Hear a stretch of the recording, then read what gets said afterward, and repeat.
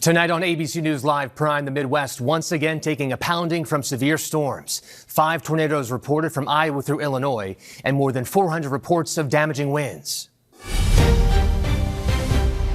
I'm Alex Perez in hard-hit Flossmoor, Illinois. You can see downed trees and power lines just about everywhere. The cleanup complicated by more rain. I'll have the latest. Meanwhile, to the south, 15 states and 55 million Americans from Kansas to Florida remain under heat alerts.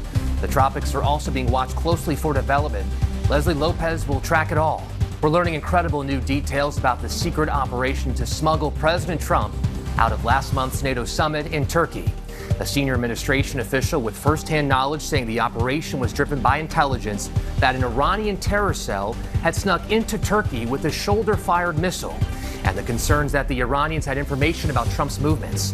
Our Jonathan Carl with new reporting. The race against time in Colombia. Dramatic new video shows the moment rescuers see the face of a woman alive looking out from under the rubble of an apartment building. La puerta encima mío. Nearly 30 hours after the devastating quake hit. A new report claims ICE plans to spend $20 million of taxpayer money to equip officers with gloves capable of delivering painful electric shocks. The blockbuster deal stunning the NBA. Former Disney CEO Bob Iger and Josh Kushner, brother of Jared, buying the Los Angeles Lakers for a record-breaking $12.5 billion, just a year after the franchise was bought by its current owner. And finally, Grammy-nominated Afrobeat superstar Ira Starr joins us for our Prime playlist, delving into her new music, her childhood in Nigeria, and her relationships. Very private, and so I was happy in private and I cried in private. From ABC News World Headquarters in New York, this is Prime with Lindsay Davis. Good evening, I'm Perry Russ. I'm in for Lindsay Davis. Thank you for streaming with us. We begin with a new outbreak of deadly storms. At least 6 confirmed tornadoes from Iowa to Illinois. A flash flood emergency all across the Midwest. Driving rain and damaging winds ripping through neighborhoods in the Chicago suburbs. Wind gusts nearing 100 miles per hour, launching debris past homes. In Cambridge City, Indiana, swift water teams were called in after floodwaters inundated streets. We have reports of significant flooding all across the region. Tonight, flood watches remain in effect from Indiana to Virginia, and more rounds of heavy rain are expected through tomorrow morning. Leslie Lopez is standing by with the forecast. Alex Perez leads us off from Illinois. Oh my God. Tonight, catastrophic flash flood emergencies in the heartland. Families plucked from floodwaters after nearly a foot of rain. East of Indianapolis, swift water teams rescuing more than a dozen people in Cambridge City, Indiana, including this man seen clinging to a power pole. Homes surrounded, cars floating in parking lots. In certain places, it was up by collarbone up here. Firefighters using flat-bottom boats to rescue families in nearby Muncie. A giant sinkhole swallowing a section of this road just outside Indianapolis. The flooding devastation coming on the heels of tornadoes. No way! And a massive wall of straight-line winds called a derecho with wind speeds up to 100 miles an hour that flipped a car on the interstate in Columbus. Oh my God!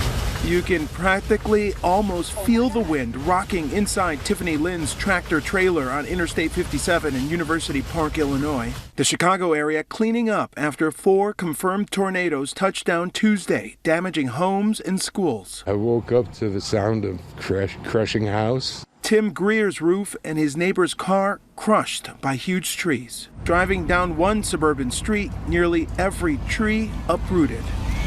Alex Perez joins us now from Flossmoor, Illinois. Alex, what's the scene there tonight?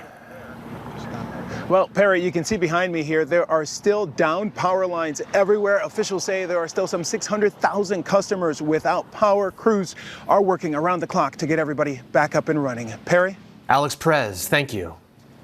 From flood watches to heat alerts, the weather this month seems to be giving us all that it has. Leslie Lopez has a look. Leslie. Perry, there have been numerous flash flood emergencies out towards the Indianapolis area. We still continue along with the possibility of adding more rain to the already 10 inches in some places that we've already seen. We have severe thunderstorm threats and flooding that could also move out towards areas of Kentucky. It is all being driven by the heat. We do have threats not only of thunderstorms, but also damaging winds. We could see isolated tornadoes and a possibility of hail. The hot weather is is really fueling a lot of this. 111 degrees out towards Little Rock. Look at the heat warnings and also heat advisories extending down through the southeast, even the mid-Atlantic, all the way up towards the Midwest. As we look towards the Atlantic now, it's starting to get a little bit more busy. We're talking about tropical outlook. We have a tropical storm system now to Cristobal. It is really just moving out towards the Atlantic, likely not to make landfall. But there are other systems moving through anywhere from Africa out towards the Caribbean, an 80% chance of development for one of those. We'll keep a close eye. And then you head out towards areas of Hawaii. There is a tropical storm system potentially developing, and it could make its way out towards the Hawaiian Islands by the time we're heading into Saturday. 70-mile-per-hour gusts are being forecasted. We'll keep a close eye on this and let you know about that forecast track as we get closer to the weekend. Over to you, Perry. All right, Leslie, thank you. Breaking late today, a U.S. Army Apache helicopter crashed in Bell County, Texas. This is just south of Fort Hood. The chopper burst into flames. Authorities say the 2 crew members on board were killed. We have Martha Raddatz with the latest. Martha. Perry, it was an Apache attack helicopter that went down in a field near Fort Hood, Texas. It was completely destroyed. You could see the flames and a cloud of smoke that sparked an out-of-control grass fire. The Apache is a 2-seater aircraft, the pilot sitting above and slightly behind the co-pilot. The sheriff's office nearby confirming that both were killed in the crash. Earlier this year at Fort Hood, there was another Apache crash. Those pilots survived. Compared to other Army helicopters like the Black Hawk, the Apache has had a higher accident rate. Perry? Martha Raddatz, thank you. We have new information about the elaborate mission to get President Trump out of Turkey last month. ABC News is learning the plan to have Trump switch planes was only hours in the making. The threat came from a possible Iranian terror cell operating inside Turkey. Jonathan Karl has the details. Tonight, we are learning dramatic new details about that elaborate ruse to secretly whisk President Trump out of Turkey to protect him from a potential assassination attempt from Iran. The president says the Secret Service and the military made the call. They wanted me to go on a different flight, a different plane, equal safety, but they wanted me to do it, so I do it. I do what they say. That decision to sneak Trump off an older version of Air Force One into this catering truck and then onto a separate jet was made just a few hours before his scheduled departure from Turkey. The decision was driven by intelligence that an Iranian terror cell had snuck into Turkey with a shoulder-fired missile, and that they had information about Trump's whereabouts. Were you worried about a shoulder-fired missile? I don't worry about anything, to be honest. Whatever it is, you know my attitude, whatever. Only a handful of people on the old Air Force One knew what was happening, including Secretary of State Marco Rubio and Treasury Secretary Scott Bessent and Communications Director Stephen Chung. Those officials remained sequestered in the front cabin of the plane, the executive suite, separated from the rest of the staff and reporters, most of whom had no idea about the threat or that Trump was no longer flying with them. The third plane, the one carrying Trump, was escorted by F-35 fighter jets, standard protocol for Air Force One. The old Air Force One, without Trump, was also escorted by F-35s, something highly unusual for a plane not carrying the president. Trump was asked about the threat to those who remained on the old Air Force One. I think actually the plane that I flew on was at greater risk. I think it was at greater risk because that would be the plane I think that they would be more likely to go for. And what did Trump think about having to sneak off Air Force One in a catering truck, leaving behind his staff and the traveling press? He loved it, one of his closest aides told me. Jonathan Karl joins us now. John, we are also learning today that President Trump's press secretary is leaving the White House. What can you tell us? Yeah, Caroline Leavitt, the president announced, will be leaving at the end of the month. He says to spend more time with her family. As you know, Perry, Caroline has 2 very young children, a son who is just over 2 years old and a baby daughter who's 3 months. She is going to be leaving, I am told, taking a break. But the president, in announcing her departure, said that Caroline will remain one of his top outside advisors and continue to very much be in touch with this White House. But knowing how she works here, I'm not surprised that she would like to spend some more time with her family. All right, Jonathan Karl at the White House. John, thank you. Now to a new report claiming ICE plans to spend $20 million in taxpayer money to give officers gloves that can deliver electric shocks. Jay O'Brien has the story. With ICE tactics already facing fierce scrutiny, tonight the Department of Homeland Security is planning to spend up to $20 million on specialized gloves agents can use to incapacitate someone with an electric shock simply by touching them.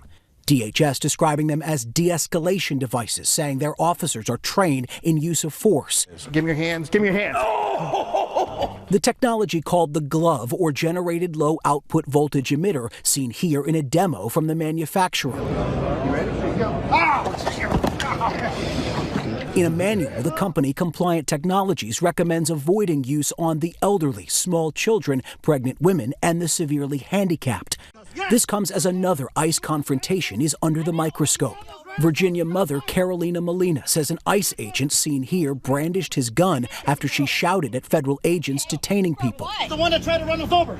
The agents accuse her of trying to run them over, which Molina says this dash cam video shows is false. When I saw him pull in front of me and take the gun out, because as he's walking up, the gun is already out, and then he starts pointing it at me. Jay O'Brien joins us now. Jay, how is ICE responding to those claims? Yeah, Perry, in a statement tonight, the Department of Homeland Security again accused Molina of attempting to harm agents with her car during an operation, which she strongly denies. The agency said that Molina could face possible criminal charges, although they didn't specify for what, Perry. All right, Jay O'Brien, thank you. Search and rescue teams from the U.S. have joined the rescue efforts in Colombia after the deadly 7.4 earthquake there. The window is closing to find people alive who may be trapped in the rubble. Faith Abube has the latest from Colombia. Tonight, a face staring back from the rubble 29 hours after that devastating earthquake rocked Colombia. La puerta encima mío. Dramatic new video showing the moment rescuers found that woman alive in the flattened ruins of an apartment building in Cali, Colombia. She flashes a hand sign through that tiny hole in the wreckage. Rescuers giving her water. Cheers erupting as crews carefully pulled her out. But tonight, with hundreds still missing, the window to find survivors is rapidly closing as the death toll surges past 250. Ay, no, Dios mío. New video showing the moment the quake struck. The ceiling of this airport crashing down as people rushed for cover. Faith Abube, thank you. Tensions are rising in the West Bank after a group of Israeli settlers began an effort to force a Palestinian family from their home. The siege in a Palestinian-occupied enclave began Sunday. New video shows the settlers placing stakes around the house and stones in the road to block vehicles. The IDF says they are now sending reinforcements to the area to restore order. Activists who have tried to gain access to deliver aid to those inside reportedly say they've been turned back. New data released by the Israeli government this week shows a 63% increase in what they call nationalistic crime in the West Bank. The UN says more than 3,000 Palestinians have been displaced by West Bank settler violence this year alone. A grand jury has indicted Nick Reiner for the murder of his parents Rob and Michelle Reiner last December in their home in L.A. Reiner pleaded not guilty to the indictment.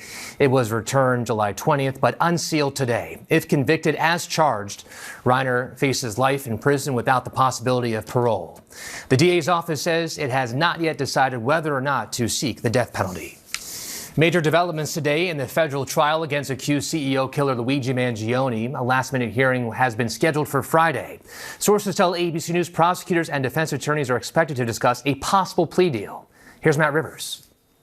Tonight, sources telling ABC News that prosecutors and lawyers for accused CEO killer Luigi Mangione are considering a federal plea deal as soon as this week. Both sides set for a conference Friday to discuss a potential agreement. Mangione is facing both federal and state charges. The news on the potential federal plea comes just weeks before the start of his state murder trial. The move could bolster repeated arguments by Mangione's attorneys of double jeopardy, the idea that a defendant can't be charged twice for the same crime. Even if Mangione pleads guilty in federal court, New York State prosecutors aren't going to give up. They will argue that there are different state laws, different from the federal laws, that ought to allow them to move forward with the case. Mangione is accused of gunning down United Healthcare CEO Brian Thompson on a Midtown Manhattan sidewalk back in December 2024. Mangione has pleaded not guilty in both his state and federal cases.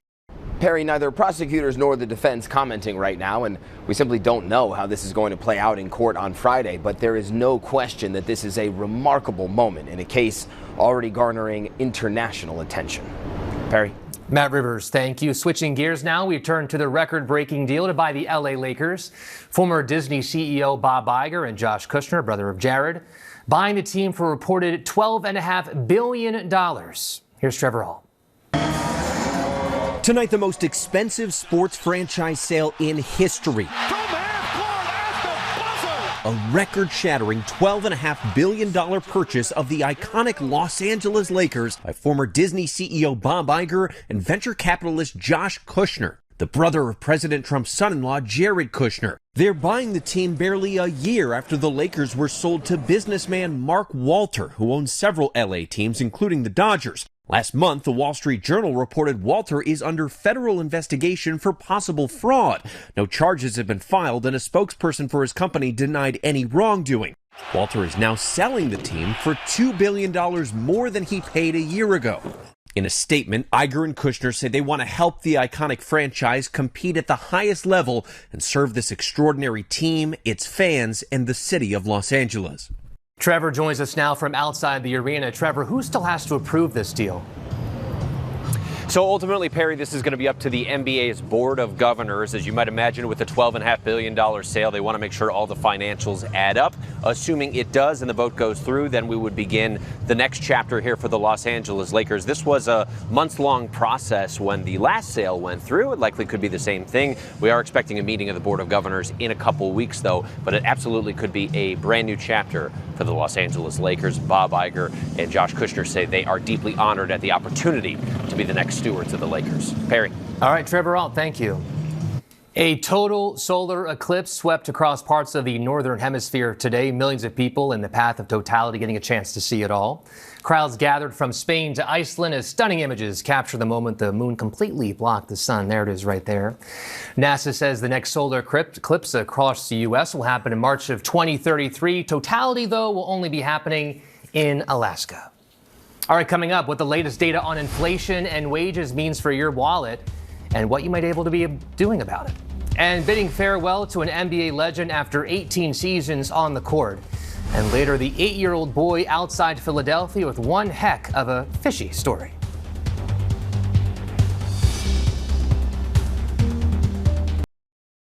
New government data released today shows the rate of inflation slowed for the second month in a row. The consumer price index rose at an annual pace of 3.4%, dropping slightly from June. This was in line with expectations.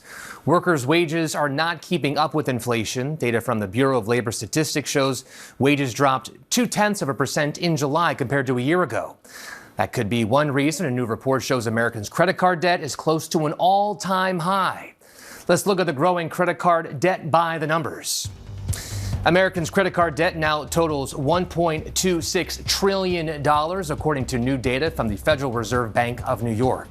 The debt increased by $21 billion in the second quarter of this year alone. It is also taking longer to pay off balances. Delinquencies rose 5.2% over the last 4 years, but credit cards are not the biggest debt Americans have. It is mortgage debt at just over $13.1 trillion. Auto loan debt is at a new record high at over $1.7 trillion. And while delinquencies and student loans are dropping, Americans still hold more than $1.6 trillion in school loan debts. Add it all up, and U.S. households' debt stands at $18.8 trillion. Big picture here. Consumer spending has been resilient this summer, but still there are some clear signs of stress. After listening to those stark numbers about the state of the economy, let's bring in NerdWallet's senior writer, Sarah Rathner, with some tips on how to weather the storm we are experiencing. Sarah, thank you for joining us here. So what's behind these rising credit card balances? What are people getting into debt over? And a lot of it has to do with just everyday purchases, things like food, housing, and transportation, all of which are up for the year. And at NerdWallet, we found that 33% of Americans are leaning on their credit cards just to get through the month for certain expenses. Do you find this being seasonal? I mean, with school coming up, the holidays around the corner, is this something that is temporary or permanent, do you think? There's absolutely a seasonality to spending. Back to school is a notoriously expensive time of year. This year, we found that parents and other back to school shoppers are expecting to spend on average around $611 on their shopping this year. That is $130 less than last year, but it's still a high figure. Let's say you have some credit card debt. What's some good actions going forward, a good plan of action to try and get those numbers down? A huge first step is merely seeing where you are, especially if you have multiple debts. Look through current statements and write down how much you owe on each debt and what interest rate you're paying. And that alone can help you formulate a plan for repaying your debt, whether you focus on the highest interest rate first or the lowest balance first. It can help you stay organized and motivated. Any other tips that people can take for the next couple of weeks going forward? It seems like prices are not coming down anytime soon. And unfortunately not, but you always want to think about where is your money going and where is it going that you might not realize. Are there bills that you can renegotiate? Are there expenses you can lower? Rethink your budget, rethink the money that's coming in and going out. And these sorts of activities it's hard to do. It's hard to take stock of where your money is going. There's a lot of shame when it comes to debt, but these can be very powerful exercises in helping you feel more in control of your situation. Let's expand this conversation going out the state of the economy. What else should people be looking for going forward? Yeah, maintaining an adequate emergency fund is very helpful if you are worried about the economic situation or your own personal situation, if you're worried about your job stability. Even just a few $100s in an emergency fund can make a difference and help keep you out of credit card debt if you're faced with an unexpected expense. For those who say, look, I can't do that, I can't put that money to the side, what do you tell them? What are some good ways for them to save money? Well, if you are dealing with an unexpected expense, but you have a little bit of time before you can pay for it, if you're able to comparison shop, maybe it's a home repair or a car repair, that can help you save. And also just be strategic in how you pay for that expense. Again, if it's not something you have to pay immediately, could you qualify for a credit card that offers a 0% interest promotion? Put the expense on that card. That gives you a year or more with no interest to make payments on that cost. Sarah Rathner, thank you for your time. Always appreciated. Thank you. Coming up, feds bust a major fraud scheme involving 1,000 sham marriages. And a hydrogen-powered car sets a new land speed record. Welcome back to Prime. Here's a look at the stories making headlines right now. ABC News has learned new information about President Trump secretly swapping planes in Turkey last month. A senior administration official says the decision was driven by intelligence about an Iranian terror cell with a shoulder-fired missile entering Turkey. The move to switch planes was made only 4 or 5 hours before Trump left. The official says the plane he actually flew on was escorted by F-35 fighter jets, which is the case with any Air Force One flight. Moderate Democrat David Crowley eked out a win in Wisconsin's primary race for governor Tuesday, beating Democratic Socialist candidate Francesca Hong, but it was the opposite in Minnesota's Democratic primary for Senate, where the more progressive candidate, Lieutenant Governor Peggy Flanagan, beat centrist Congresswoman Angie Craig. And in the special South Carolina election to fill Lindsey Graham's Senate seat, his sister Darlene will face Congressman Ralph Norman in a runoff later this month. That is because neither of them earned 50% of the vote. We're in the dog days of summer and the price of gas is going up. Gas Buddy says the average price of a gallon is up 22 cents from last month. It is currently at $4.04. That is a record for August, 89 cents higher than this time last year. The mother of celebrity blogger Perez Hilton has filed for temporary custody of his 3 children. This comes after Hilton was hospitalized last week after experiencing a mental health crisis during a live stream. His mother saying in a statement, "We want them to have some sense of normalcy as they begin their journey of healing." If you or a loved one is experiencing a mental health crisis, you can reach the 988 Suicide and Crisis Lifeline. It is free, confidential, and has services available 24/7. All right, coming up, Meta is back in federal court defending itself against some new accusations that it gets young people addicted to social media platforms on purpose. And in our Prime Focus tonight, how America's story is deeply rooted in the history of New Orleans and one former slave plantation. As we mark the nation's 250th birthday this year, ABC News is tracking the American story to the Mississippi River. It is the economic engine of New Orleans and a focal point of the Louisiana Purchase. It's where our forefathers focus on expanding to the west. It is also home to brutal realities, slavery that powered a growing nation. Tonight, our Lindsay Davis takes us to the Whitney Plantation to learn about the enslaved who fought for freedom, to confront hard truths, and examine generational resilience. If this land could speak, it would whisper the story of America. Among the ancient oaks of the Whitney Plantation, just outside New Orleans, roots stretch deep beneath the soil, threads connecting centuries of memory, triumph, suffering, and survival. This is a city etched by history and carried by the currents of the Mississippi River. For generations, that river has flowed like a lifeline through a growing nation. All roads led to this river, and at its mouth, New Orleans, a port that helped transform a young republic into an economic power. When Thomas Jefferson is thinking about how to expand the nation at the conclusion of the American Revolution, he's thinking westward. He's thinking about the land for the farms and how they will get their goods to market. That means the Mississippi River. America may have not become a world power if not for one of the greatest real estate deals in history, the Louisiana Purchase. It doubled the size of America and gave us access to the vital Mississippi River. New Orleans becomes so very critical to America's economic future by virtue of its geography. If we think of the Mississippi River as a highway, perhaps we can think of New Orleans, right, as a major intersection, right? For it really truly becomes America's on-ramp into the global market.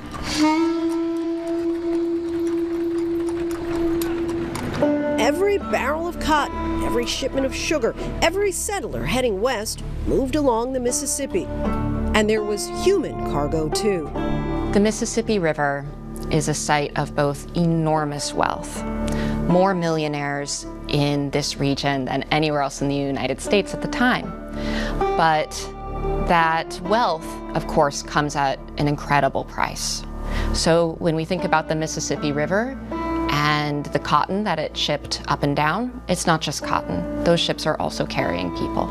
We need to study, Louisiana in order to understand, modern day America. These are the children of Whitney who spent their childhood in slavery. Here we use those narratives, to tell the story of slavery. Of course, we have to tell the story of how black people suffered in this country. Teach our children and grandchildren that the history of slavery is American history, and it is a history of civilization building. Along this stretch of river known as the German coast, another chapter unfolded, one of resistance, courage, of people willing to risk it all for freedom. In 1811, the people who were enslaved in this area decided to create a fight for a free nation, for freedom. So they started marching downriver to storm the city of New Orleans, but they failed, and they had to pay the price. But as if death were not enough, they had their heads cut off. And in front of everybody, men, women, and children, they were shot to death, and then they were decapitated, and the heads posted on poles. This plantation, Woodland in Laplace, is the origin site of the largest rebellion. The first blows of the revolution in 1811 started right next door in a room next to us. Our family has been here since this parish was formed for over 300 years. The revolt of 1811, I don't remember learning about that in school or reading about it in the history books. How did you all hear about this?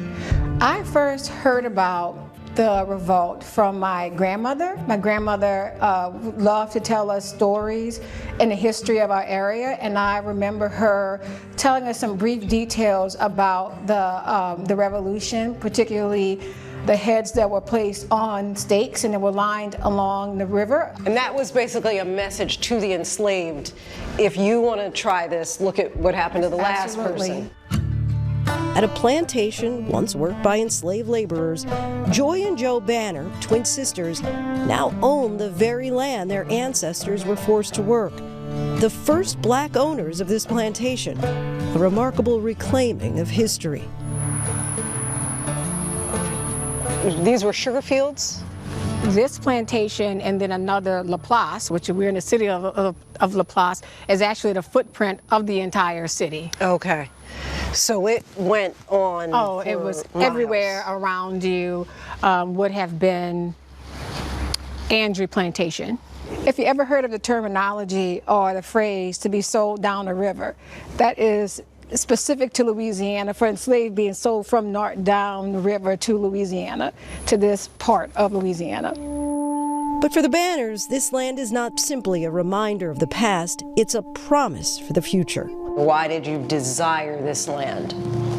Oh, it's our land. You know, like it's not a desire, and we're 10th generation, so it's not a matter of like, why do you want to buy, why do you want to live here? Just like the 1811, you know, slave revolt participants, they fought back. You know, we're going to fight back, and we are fighting back. We are winning these battles. What would winning look like?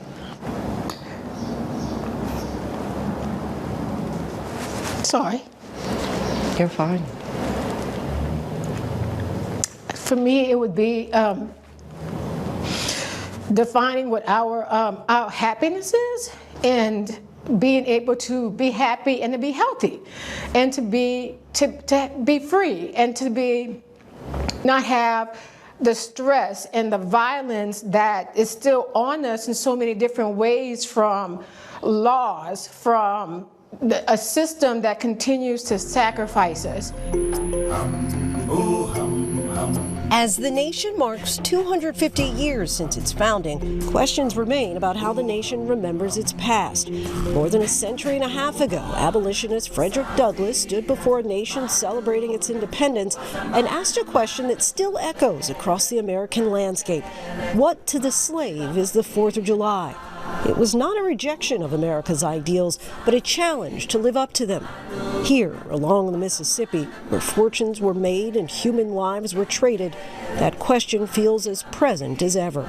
What do you say to people who today say, you know, we don't need to teach our kids about slavery, and it only makes white people, white students, white children feel bad about their history and their own ancestors? Then why teach any American history? Why you cannot learn American history. You cannot tell the story of America without the history of slavery. If you are teaching, you think you're teaching American history and it does not have slavery in it, that's not history you're teaching. You're teaching a fantasy, right? You're teaching some fake nostalgia, but it's not American history.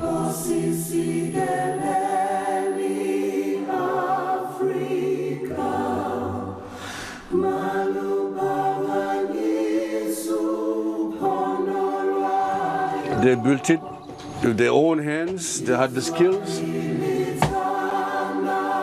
My main concern is about education. There is no shame teaching the people the real history.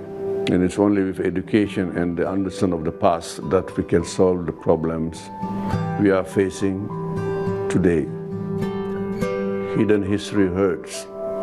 We have so much knowledge about slavery in this country. We need to take advantage of that body of knowledge. We have to teach the topic of slavery out of the history of civilization. It can take us very, very far to understand American culture. As this country prepares to remember and celebrate, in some cases, 250 years on July 4th, what are your thoughts? We have to let everybody know what this country owes to Africans and their descendants. Enslaved Africans and their descendants built the foundation of the economy of the whole country. And not only they built the foundation of the economy of this country, but also they contributed to defining its culture. And I call it a true story of glory. And they did all of that despite all the mistreatment, all the hardship, without any kind of recognition. So these are true heroes, and we need to celebrate them. Lindsay Davis, thank you. Coming up, a shocking fishing find, what an 8-year-old pulled from a lake outside Philadelphia. Plus, Afrobeats artist Ira Starr hopes to transport you to a new galaxy with her highly anticipated third album, Stargirl. Our Roxy Diaz sat down with the superstar about her next chapter and what fans can expect. Tell me about the album Stargirl and what version of you that we're getting on the album. It is the truest and rawest version of me right now, you know? Stargirl is a mirror.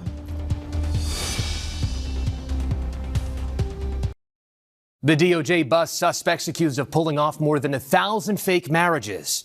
A former MVP announces his retirement from pro basketball, and an 8-year-old makes a very unexpected catch. These stories and more in tonight's rundown. The Department of Justice unsealed indictment charges connected to an alleged fraud scheme involving more than 1,000 sham marriages. Officials say the scheme involved fake arranged marriages between Chinese nationals and U.S. citizens so they could get green cards. The defendants are accused of hiring attorneys, tax preparers, and marriage officiants to carry out the schemes and paying the allegedly fake spouses up to $30,000. Jury selection in the high-stakes social media addiction trial against Meta begins today. The lawsuit alleges Meta created addictive tools for teens to get them engaged with Meta platforms as long as possible. The lawsuit points to features like push notifications and infinite scrolling. A Meta spokesperson told ABC News, "We strongly disagree with the allegations and are confident the evidence will show our long-standing commitment to support young people." Earlier this year, in a landmark trial in Los Angeles, a jury found Meta and Google's YouTube were negligent for designing apps that harmed a now 20-year-old. Recent data reveals more than 24,000 cases of cyclosporiasis have been reported across 47 states. Most of the confirmed cases have been linked to the now recalled iceberg lettuce supplied by Taylor Farms that was distributed in at least 15 states. NBA legend Russell Westbrook announced his retirement after 18 seasons. Westbrook was drafted by the Thunder and was the 4th overall pick in the 2008 draft. In his 3rd year, he became an All-Star and won MVP in the 2016-2017 season. British driver and retired fighter pilot Andy Green hit 406 miles per hour on Utah's Bonneville Salt Flats. It is a world record for a hydrogen-powered car. He is also the first person ever to break the sound barrier in a car, setting that record in 1997. Green calls hydrogen the fuel of the future. It's a piranha. 8-year-old Seamus Coffey made an unexpected catch at a lake outside Philadelphia. During a morning fishing trip with his dad, he reeled in what he thought was a large bass, but it turned out to be a piranha. And while the catch was a great story for the father and son, a spokesperson for the commission said the fish would not have survived in that lake. They are reminding people to not release exotic pets into the wild. Ira Starr is ready to take you out of this world with Stargirl. The Afrobeats artist is dropping her highly anticipated 3rd album on Friday, featuring an evolution in sound and intent. Our Roxy Diaz sat down with Ira to talk about her inspiration, growth, and why Hannah Montana has helped to fuel her purpose.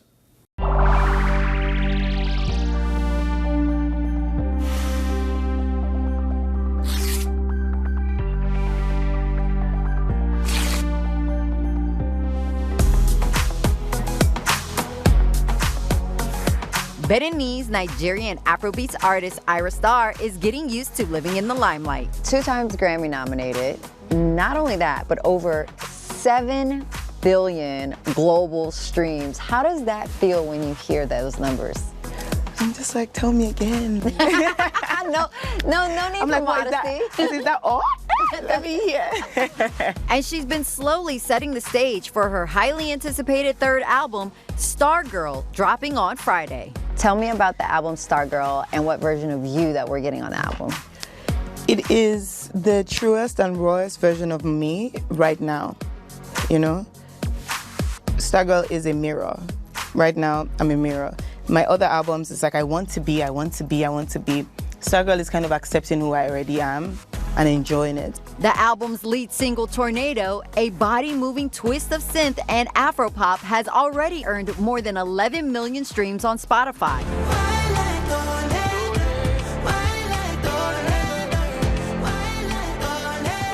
Stargirl, featuring songs with heavyweight stars. Tell me about the collaborations that you have on the album. You have so many big names.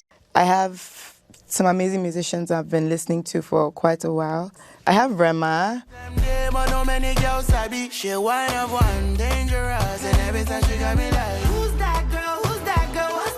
Leon Thomas. I love Leon Thomas so much. Like, he's one of my favorite musicians. And of course, a sensual second collab with fellow Afrobeat superstar Wizkid on Gimme That, which earned Star her second Grammy nomination in 2026 for Best African Music Performance. If you're ready to give me that love, if you give me, I don't go let go. Give me, make I kill my sanko. But Ira is also venturing into new territory, experimenting with sound and getting personal. Like in a new single, Where Do We Go? Where do we go from here? After I dry my tears, after we say goodbye. So Where Do We Go is one of those many songs, like genres I've tried before. So I wanted to try it as a single and see. Because I want people to see I'm not scared to try different things, you know? It's just like, let me try this. But it's very personal. It's very personal. Very personal song. You've never been, you've never opened up this way before to have a personal experience that you're talking about. Can you dive into who, what, and how? What tears did you have to cry, baby girl? The same tears we are all crying. You know, I feel that. You know, we all cry. But with this one, I made the song like 2 years ago. So in the studio, I was like going through what I was going through then. And I was like, and I just talking to the producer, I was saying like it was a story. I was like, so my friend is the... It's always my friend. You know, I would like to make something. And we're like, okay. So shout out to Ilya. In the studio, we made a song about my personal relationship with, I don't know, can I say sneaky link? Is that like... If that's a situationship, sneaky link. You know, very private. And so I was happy in private and I cried in private. Born in Benin, the 24-year-old has crafted a style all her own from a family tradition long ago. My mom listened to a lot of gospel. Okay. A lot of gospel music, a lot of reggae. So gospel and like reggae dancehall. But I grew up in a very musical home. So music was always that thing that we would use to help the boredom, you know? So it's like no lights, no phones, nothing. It's just music. Put on the candle and let's sing. I think that when people here in the United States hear that, you're saying light a candle and listen to music, but that's because there was actual issues with getting electricity where you grew up. Yeah. How was that difficult to be able to overcome living in those type of situations to be able to now be in these big luxurious studios? It's so crazy because like, even though that was an issue, I didn't know anything else. So it's like I made do with what I had. And that's the same like reality for a lot of like young Nigerian people right now. It's like we are so hardworking and we love to push and we love to, you know, want to make it. Everybody wants to be something, you know. But at the same time, we have to make do with what we have. So that's why I'm speaking on issues like that, because that's what I can use my platform to do, you know, so people and young girls and young guys don't have to go through that. Star got her start posting music to Instagram. In 2021, releasing her debut EP, followed by a debut album, 19 and Dangerous. Let me tell you something. I was listening to one of the songs on my 19 and Dangerous, and it's called Skinny Girl Anthem, and I'm like, what? Why did I do that? Why? Why? You know? But we grow and we learn and we evolve. How do you feel your musical style has evolved since when you first started doing music?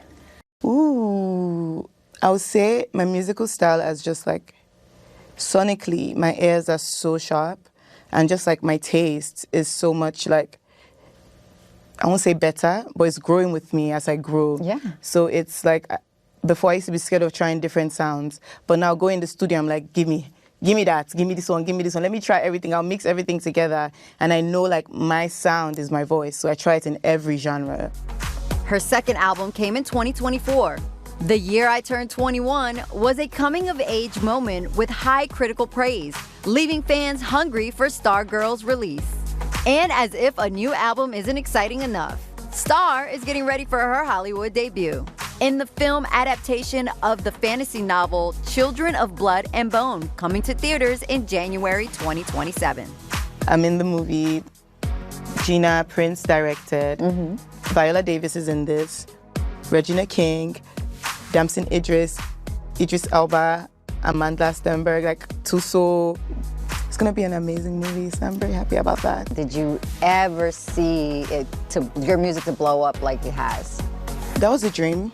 That's the dream. Like, I always wanted to be a big, like, global pop star, like superstar. That's always been my dream, but it's been happening. Now that it's in front of me, I'm just like, whoa, you know? So, yeah. Big global pop star like a Hannah Montana type? Who told you about that? Not like I say it all the time. Tell me about this infatuation with Hannah Montana and what she meant to you growing up. So I was a big Disney girl. Like, I just watched a lot of Disney shows. So that was like my way of seeing, like, you know, teenagers become like pop stars or stuff like that. Disney sold the dream. So that's the dream I wanted. In similar ways, how Hannah Montana has been an inspiration for a lot of young girls. You yourself feel like you've been an inspiration for a lot of young girls. Exactly. Coming from Nigeria and just in Africa in general, is that right? Definitely. That's like my biggest thing. That's my biggest mission. You know, I'm still figuring out my purpose in life, but I know like that's one thing I really want. It's like I just want to inspire girls around the world, African girls, young black girls, and just be like, oh, I can be like her. If she can do it, I can do it.